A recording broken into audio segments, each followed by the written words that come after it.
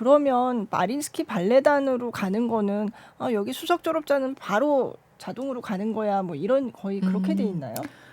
대부분 네. 그러니까는 이 아이들이 이미 바가노바 학교에서 8학년까지 온 학생들은 사실은 걸러서 올라온 정말 사실은 세계 어디에 던져놔도 사실 한 몫을 할 수 있는 친구들이긴 한데 네.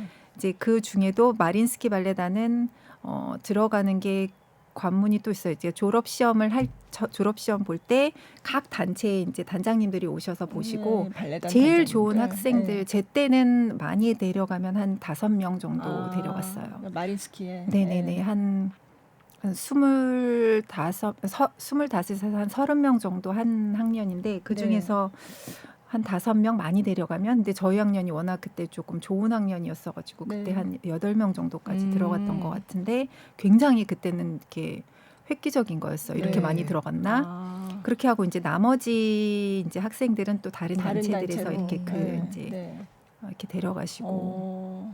그럼 마린스키 발레단은 보통 그렇게 바가노바 졸업생을 주로 그렇죠. 데려가고. 주로 데려가고 제가 있을 때만 해도 외부에서 발레단에서 데려오거나 하는 게 없었어요. 왜냐하면 워낙 이 러시아 친구들만 해도 좋은 학생들이 좋은 무용수들이 많기 때문에 네. 그리고 이게 하나의 그들만의 자존심 그런 게 있었던 것 같아요. 네. 그렇구나. 근데 거기에 다 러시아 사람들만 있는데 거기에 정말 눈에 띄는 동양인 학생 여자. 네. 발레리노도 같이 다니는 거죠, 바가노바에. 네, 남학간 처음에 이 바가노바 학교를 입학할 때 한 60명 정도 정원을 뽑는데 전국에서 아이들이 오면 아이들 뭐 체격, 리듬감 이런 거 옷 다 벗겨놓고 팬티만 입고 애들을 봐요. 네, 그래서 이제 뭐 유연성과 뭐 어떤 타고난 것들도 보고 건강도 보고 건강 검진 같은 것도 해서 보고 그다음에 이제 아이의 체격이 딱 봤는데 약간 조금 의심쩍어 그러면 이제 엄마도 모시고 오고 이제 그런데도 조금 의심쩍으면 이대까지 할머니도 보고 이렇게 해서 왜냐면 아이들이 이렇게 체격이 굉장히 호리호리하고 예뻤는데도 사춘기를 지나면서 변하는 아이들이 간혹 있거든요. 그래서 한 번 들여보냈을 때 이 관문이 좁은 학교에서 사실은 잘 크면 거의 탄탄대로를 가는 그렇죠. 그때만 해도 마린스키 발레단 하면은 뭐 진짜 모든 사람들이 영웅같이 생각했던 그런 단체였기 때문에 그래서 굉장히 신중하게 뽑더라고요. 그렇게 해서도 학년마다 거르고 또 중간에 탈락하는 학생들이 한 5학년까지는 굉장히 있죠. 거의 이제 60명에서 살아남은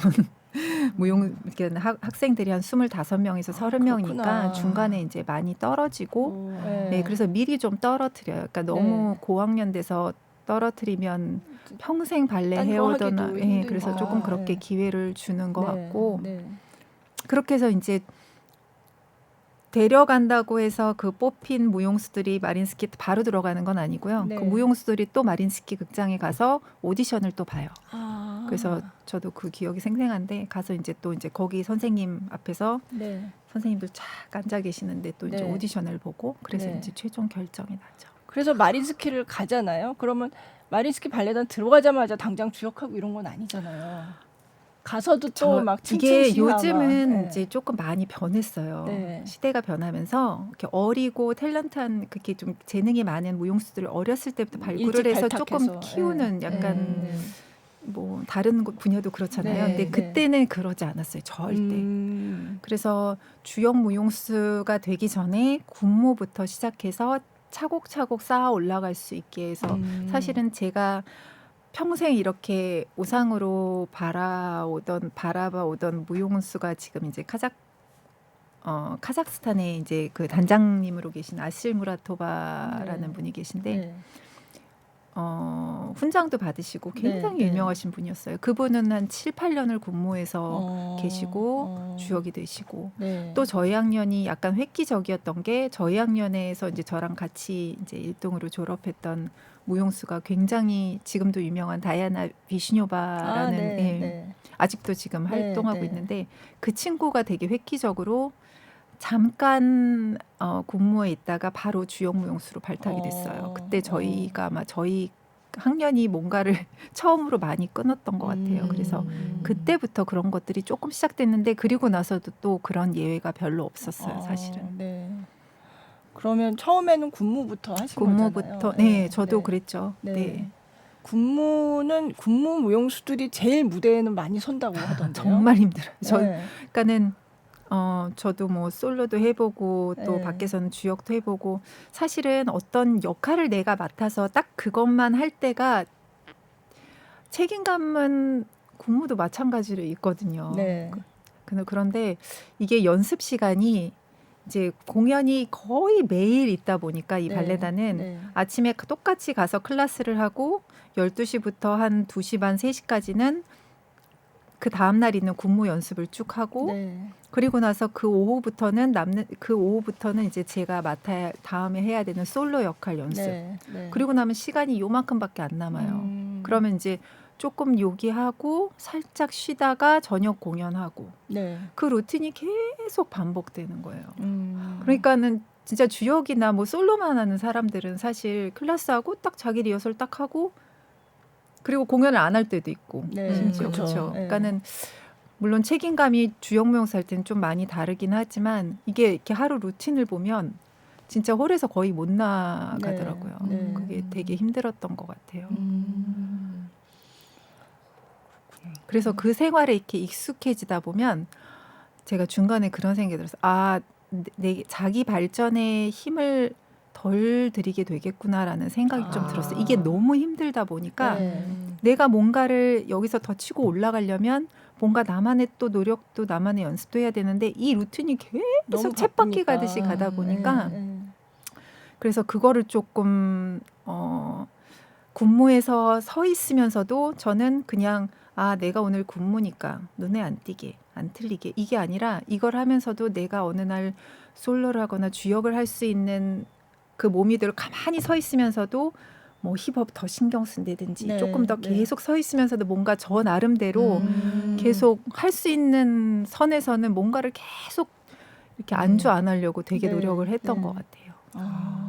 그래서 마린스키에서 그러니까 95년에서 2010년까지 그 15년 계셨던 네네. 거네요. 예. 그래서 2010년에 그러니까 마린스키 발레단의 내한 공연이 있었는데 그게 마린스키 발레단을 은퇴하는 은퇴. 그때 빈사의 백조를 예, 하셨어요. 네, 그때 제가 그걸 못 봐가지고. 그러셨구나. 네, 네. 근데 어떠셨어요? 사실은 제가 그 은퇴 공연을 이제 그때 당시 단장님과 이제 의논을 했죠. 단장님, 저는 사실은 빈사의 백조는 다른 단체도 그렇지만 이 마린스키는 아무 무용수나 출 수 있는 춤이 절대 아니에요. 아무한테도 안 줘요. 네. 이게 그 주역들이 몇 명이 있어도 그 주역들이 다 이 춤을 출 수 있지가 않은 굉장히 특별한 작품인 거죠. 예. 저는 그래서 빈사의 백조에 대해서는 상상도 안 하고 있었고 제가 어떤 잘 보여질 수 있는 어떤 연기적인 면이나 어떤 그래서 여러 가지 그냥 뭐 파드대라든지 이런 것들을 이제 제안을 이제 드리려고 갔는데 네. 그냥 빈사의 단장님께서 백조를 하네요. 그래? 네 생각은 그래? 나는 너 빈사의 백조에 보면 어떨까 생각했는데 딱 그러시는데 제가 처음에는 너무 화가 난 거예요. 왜요? 저는 그 생각은 빈사의 백조는 아무나 안 준다는 생각을 못하고 빈사의 백조는 너무 짧잖아요. 그죠. 한 4, 5분? 3분 이렇게 약간 좀 느리게 하면 한 4, 5분. 그러니까 굉장히 짧은 여러 가지 파드대나 어떤 그죠. 뭐 아다지오만 해도 조금 더 길이가 있거든요. 네. 내가 은퇴하는데 이렇게 짧은 시간을 무대에서 약간 서운했는데 네. 나중에 너무 감사하다고 그랬죠. 그게 나중에야 깨달은 거예요. 저를 그렇게 대우를 해주시고 나중에 이제 은퇴 공연 끝나고 사실은 제가 이 마린스키 무대에서 사실은 저는 그 생각을 하면서 춤을 췄거든요. 내가 마린스키 무대에서 하나의 죽어가는 백조처럼 불이 꺼지는구나라는 이 생각을 하면서 진짜 처절하게 췄거든요. 진짜 처절했어요. 사실은 아쉬움도 있었고. 근데 그 무대가 끝나고 단장님께서 다 단원들하고 이렇게 한국 외국에서 오신 분들 손님들 모시고 있는데 이제 오셨을 때 그 말씀을 하시더라고요. 지연이가 러시아의 모든 소중한 이런 예술적인 가치와 재능과 지식을 다 가지고 한국으로 넘어갑니다라고 말씀해 주시더라고요. 그래서 그때 내가 진짜 해야 되는 일이 어떤 거구나라는 걸 그때 또 다시 한번 또 느낄 수 있게 해주셨던 것 같아요. 빈사의 백조가 진짜 짧은데 정말 임팩트가 강하거든요. 네. 그게 죽어가는 백조잖아요. 맞아요. 네. 죽어가는 백조. 네. 네. 굉장히 되게 특별하게 떠나는 작별 인사를 하신 것 같아요. 맞아요. 네. 그래서 사실은 이렇게 빈사의 백조가 버전들이 여러 가지가 있어요. 네. 그래서 보통 마지막에 이렇게 죽을 때 이렇게 정면을 본다면 약간 이렇게 사선 쪽으로 해서 막 팔을 이렇게 막 팔을 이렇게 막 이렇게 흔들다가 날갯짓을 하다가 나중에 이렇게 해서 계속 이렇게 사선 방향으로 해서 이렇게 죽는데 저는 많은 영상들을 사실은 예전 그러니까 거의 뭐 이렇게 희귀한 그런 굉장히 옛날 작품부터 다 이제 러시아에서 뒤져서 찾아서 선생님 같이 이제 연습해 주셨던 선생님과 찾아서 이렇게 봤는데 이렇게 관객한테 마지막에 이렇게 그러니까 안나 파블로바가 약간 그렇게 했었어요. 그래서 이렇게 나만 이렇게 막 몸부림치면서 죽는 게 아니라 관객들과 소통하는 약간 이러면서 이렇게 죽는데 그 장면이 저한테 탁 그래서 관객과 이렇게 소통하고 싶다라는 생각이 딱 들더라고요. 그래서 저의 그 어떤 저도 약간 지금 그때 느낌이